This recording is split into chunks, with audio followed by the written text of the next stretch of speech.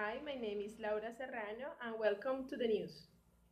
The campaign for a drug-free world is costing lives. The drug control efforts across the world are a threat to the human dignity and the right to the life. The policies based on repression or prohibition, like you said in US or in Africa, where the poorest people want access to the drugs as a plan for a relief in their addictions, are are taken to that persons to the death.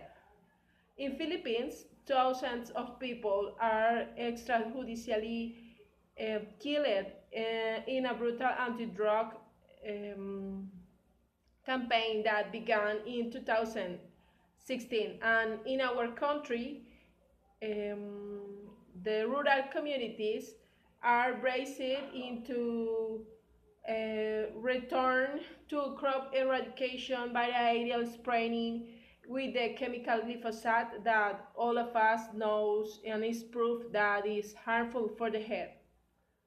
In spite of there's several declarations about the respect of the governments and the commitment for respecting and promoting human rights and fundamental freedoms, the inherent dignity of the individuals in the development of the policies free drugs.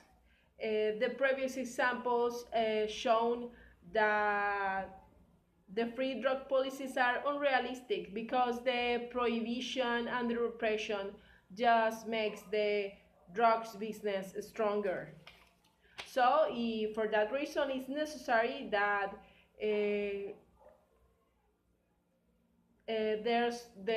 that would be a change to the focus of these policies, and this is a topic that was worked for a coalition of UN agencies of human rights, experts, and governments led by the United Nations Development Program and the International Center of Human Rights and Drugs Policy at the University of Essex the past 15 March. In Vienna, Austria, were launched their international guidelines on human rights and drug policy, and it provides technical and practical recommendations for better ways for the global community to manage the drugs problem and restore human dignity for millions of people that is affected by drug prohibition and repression. Our second notice is about climate change. Global impacts accelerating BMO. The World Meteorological Organization, BMO, that says that the physical and financial impacts of global warming are accelerating. On this newest report states that the years between 2015 and 2018 were the four warmest until now, and if the current trajectory for a greenhouse gas concentration continues, temperatures may increase between 3 to 5 degrees C compared to pre-industrial reports. This report highlights the increase in the rate of sea level rise, and this is a real concern for those who is living in low-lying coastal areas for both developing and non-developing countries. The climate impacts could concluding natural hazards, floods, hurricanes, heat waves, and many others that can increase if the humanity doesn't get conscious for creating policies for environmental conservation. The report has been launched and a news conference in New York attended by the UN Secretary General Antonio Gutierrez, and states that he states that there is no longer any time for delay. The third news is about the Tasmanian devil adapting to coexist with cancer.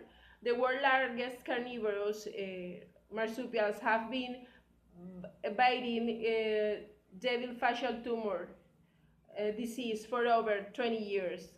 But researchers have found that the animal's immune system has been modified to fight this disease, and these researchers in Australia, US, United Kingdom says that the devil's future is more brighter.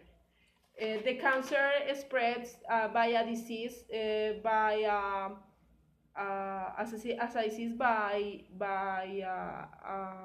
a normal compartment in those animals that is biting.